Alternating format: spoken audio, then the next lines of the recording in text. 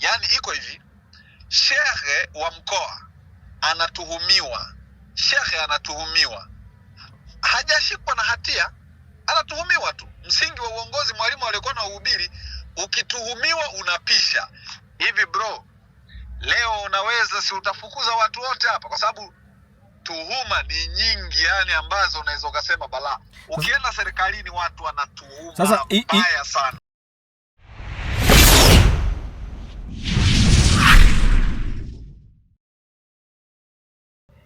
Mimi naitwa Korumbale Babas na hii ni Report Review. Leo hii tunaiangazia taasisi ya Baraza Kuu la Waislamu BAKWATA na kile kinachoendelea Dar es Salaam kutokana na kusimamishwa kwa shehe mkuu wa mkoa wa Dar es Salaam.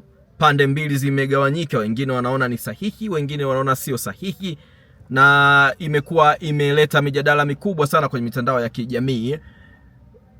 Nimemsikia pia kiongozi wa dini ya Kikristo mzee wa upako katoa maoni yake, lakini pia watu wengine wakionyesha kwamba baraza hilo la Waislamu halijafanya uamuzi sahihi katika nyakati hizi, na kueleza kwamba wangemwacha huyo kiongozi wao, wakati wenye Baraza Kuu la Waislamu BAKWATA walichokieleza kilichosababisha wamsimamishe shehe huyo, walieleza ni kutokana na matendo yasiyokuwa ya maadili ambayo wao kama taasisi wameamua kuchukua hatua ya kumsimamisha. Sasa leo mimi sitaki kuzungumza sana. Nitakuwa na Alois Nyanda Mtozi, mchambuzi wa masuala ya siasa na masuala ya kijamii kuhusiana na hili swala. Kwa njia ya simu nitazungumza naye hapa, atupe ufafanuzi wa kile ambacho yeye anakiona kwamba katika nyakati hizi kama taifa, kwa sababu hizi taasisi za dini, bila kujali kwamba ni taasisi yako ama sio taasisi yako, kwa kiasi kikubwa zinatuhudumia wote kwa namna moja ama nyingine. Yeye ana maoni gani juu ya hichi kilichofanywa na Baraza Kuu la Waislamu BAKWATA, na je, ni sahihi watu kuwakosoa na kuona kwamba walichokifanya hakiko sawa? Yani iko hivi, shehe wa mkoa anatuhumiwa, hajashikwa na hatia, anatuhumiwa tu. Msingi wa uongozi, mwalimu alikuwa na uhubiri, ukituhumiwa unapisha. Hivi bro, leo unaweza si utafukuza watu wote hapa, kwa sababu tuhuma ni nyingi, yani ambazo unaweza ukasema balaa. Ukienda serikalini watu wanatuhuma mbaya sana. Hizo tuhuma, ukienda kwenye maadili wanatuhuma. Hizo tuhuma hauoni kwamba zinakuwa nyingi, kwa sababu hata watu wakituhumiwa hakuna hatua yoyote inayochukuliwa, na BAKWATA wameanza kuchukua tena. BAKWATA wanaonekana wabaya kwenye uchukuzi wa hatua kwenye tuhuma. Ndio maana nimesema generation gap baba. Kwa mfano, sasa hivi iko generation war. It's a generation war. Kwamba wewe wakati unafikiria huyu shehe ameondolewa kimaadili, mimi Mtozi ninamuona ni mshikaji wangu, nina mambo naye mengine, kwa hiyo huwezi kumuondoa kwa sababu mwanangu. Alafu unamuona Korumba amepata tuhuma, watu wanataka kuchukua hatua, mtu anapata kashfa kwamba huyu mwizi, lakini ukitaka kuchukua mwizi analindwa, watu unamlinda, wapo watu wanalindwa na watu. Sasa maana yake hii misingi ikifikia kiwango ambacho hakutakuwa na mtu. Nitakupa kisa kimoja. Pale India kulikuwa na kisa kimoja cha nyoka, hiyo story inaitwa the Cobra Effect, kwamba ile Cobra Effect, Muingereza kati ana mtawala wa Muindia alikuta eneo lile lina manyoka wengi. Wale nyoka walikuwa wanasababisha matatizo makubwa, mji ukaliki, biashara ifanyiki, watu wanauawa. Muingereza anashindwa kuendeleza maendeleo ya pale, kutawala. Akatangaza yoyote atakaye muua Cobra, hiyo inaitwa the Cobra Effect. Akasema yoyote atakaye muua huyu nyoka akamleta serikalini tunalipa. Watu wakaona hiyo ni fursa, wakaanza kufuga hao makobra. Muhindi anauliza, mbona Cobra hawaishi? Kumbe watu wamefuga. Akasitisha hilo zoezi la kununua Cobra. Wale waliokuwa wanawafuga Cobra wakawaachia mtaani, waliwaua mpaka kufuga. Unajua maana yake? Maana yake kwenye aspect za maadili zinakuonyesha hivi, chanzo, yani jambo unalo recreate itafika hatua hata aliye recreate atashindwa kulicontrol. Hivi kama ziko tuhuma zinafanywa dhidi ya padri fulani au shehe fulani, alafu zinachukuliwa hatua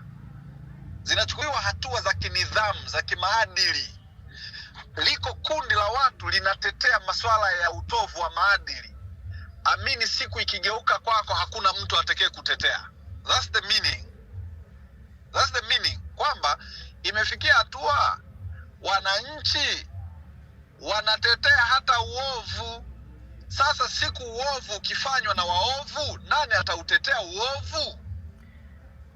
Na bahati mbaya huo uovu tunaweza tukauweka kama tuhuma ambazo inabidi zichunguzwe, lakini kabla ya uchunguzi haujaleta majibu ni kweli ama sio kweli, ndo unakuta sasa watu hawataki hata uchunguzi ufanyike. Kikuta jamii imeanza kuogopa kuhojiana juu ya msingi wa maadili, au wakihojiana juu ya msingi wa maadili watu wanakingiana vifua, whether umefanya haujafanya, as long as umetuhumiwa. Na BAKWATA wanaweza kuwa na vyombo, serikali inaweza kuwa na vyombo, familia inawezekana na vyombo vyake vya kujua mtoto alidokoa kudokoa. Ndio maana watu wengine kwenye familia wanafunga kamera.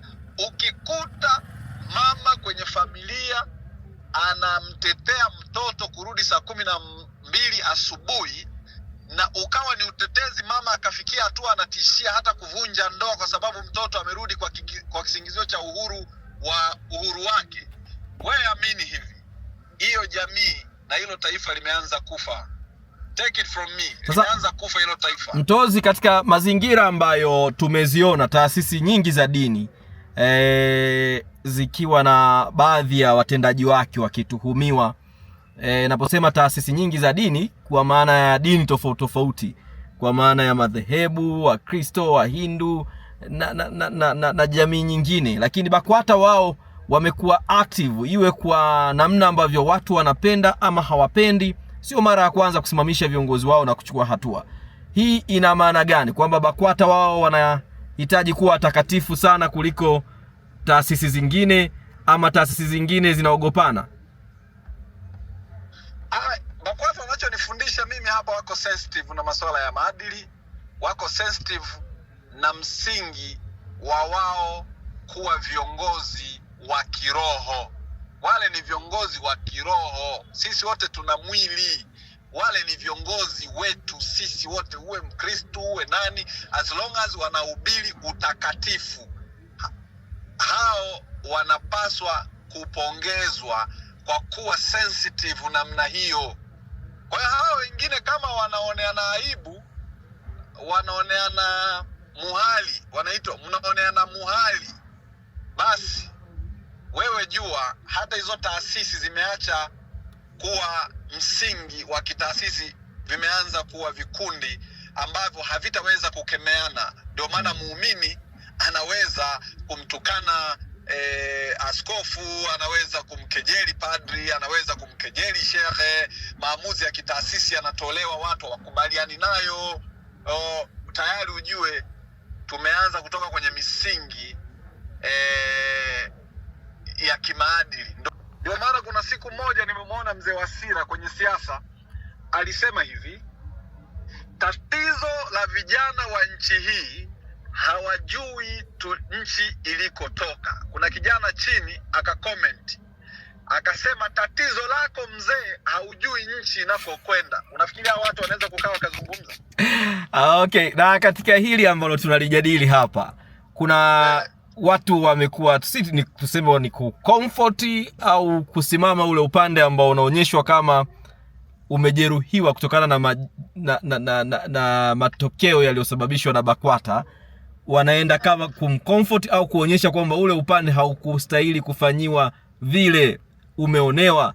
Na katika jamii hii ndiyo ambayo huwa inataka watu wawajibike, kwamba ukikutwa na tuhuma fulani kaa pembeni kupisha uchunguzi. Lakini watu hao ndio unakuta wako upande ule ambao umewekwa pembeni, wana ucomfort. Je, Watanzania wanajua wanachokitaka?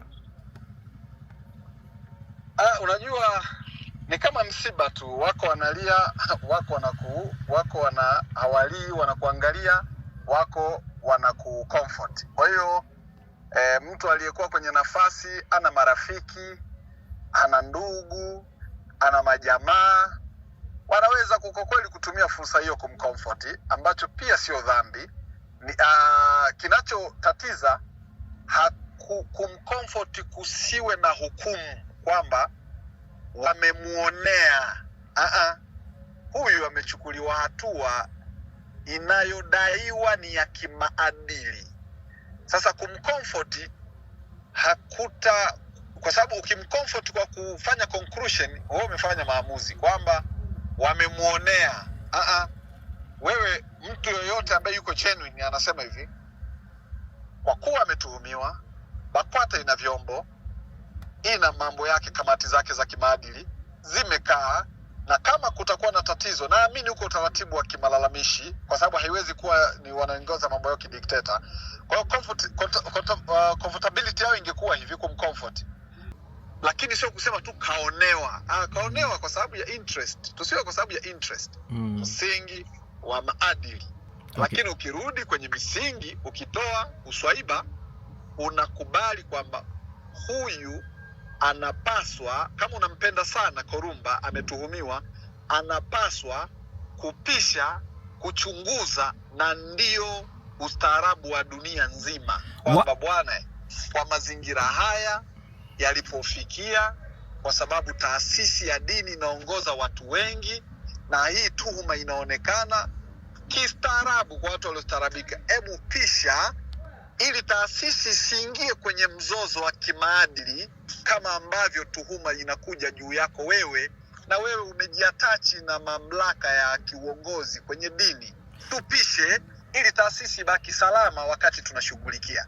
Hiyo ndio principle ya dunia nzima. Kwa hiyo hichi kinaonekana kigeni au kinawagawa watu, kwa sababu hatujazoea kwamba watu wanawajibishwa na mamlaka wanapokutwa na tuhuma. BAKWATA wako kutupa funzo la kuwazoesha Watanzania wazoee hichi, ama ni ulimbukeni? Najitahidi sana, unajaribu kunipeleka sehemu kutoa maoni yangu, lakini nitajaribu kuwa natoa kwa mifano sana. Unajua uongozi wowote wa kimabavu huleta urithi, yani uongozi wowote duniani wa kimabavu huleta urithi na kubadilisha tabia. Ndio maana unaweza ukakuta kamati ya kufa na kuzikana ina nguvu kuliko wafiwa. Hujawahi kujiuliza kwamba kamati ya kufa na kuzikana inaweza ikawasusia wafiwa, na wafiwa wakaenda kuiangukia kamati?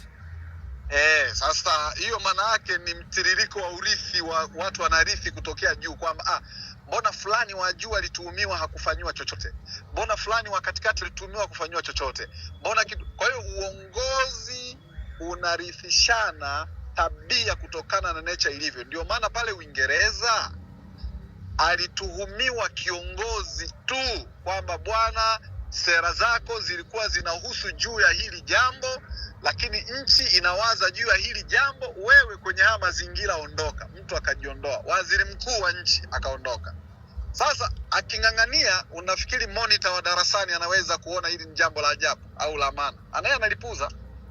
Kaachwa na utumishi wake kwenye dini, kwa maana bado atakuwa Muislamu, bado kuna huduma za Kiislamu atazifanya. Imetoka tu hiyo title ya kuwa kiongozi wa BAKWATA mkoa wa Dar es Salaam, lakini rafiki zake wewe unapenda kuwaita rafiki zake, wanaona hiyo sio sawa. Tafsiri yake ni nini? Wanaunganishwa na huduma au wanaunganishwa na product ambayo walikuwa wanaitoa kwao? Kuna mambo mengi kuna mambo mengi. Wapo watu, nimesema, wanaumia kwa sababu ni swaiba. Wako watu wanaumiwa wanamjua kuliko. Kuna watu huenda wanamjua yeye, sio kama shehe wa mkoa, wanamjua yeye wanamjua wanamjua yeye kuliko wewe unavyomjua wewe. wengine ni maswaiba bana, wengine ni waumini.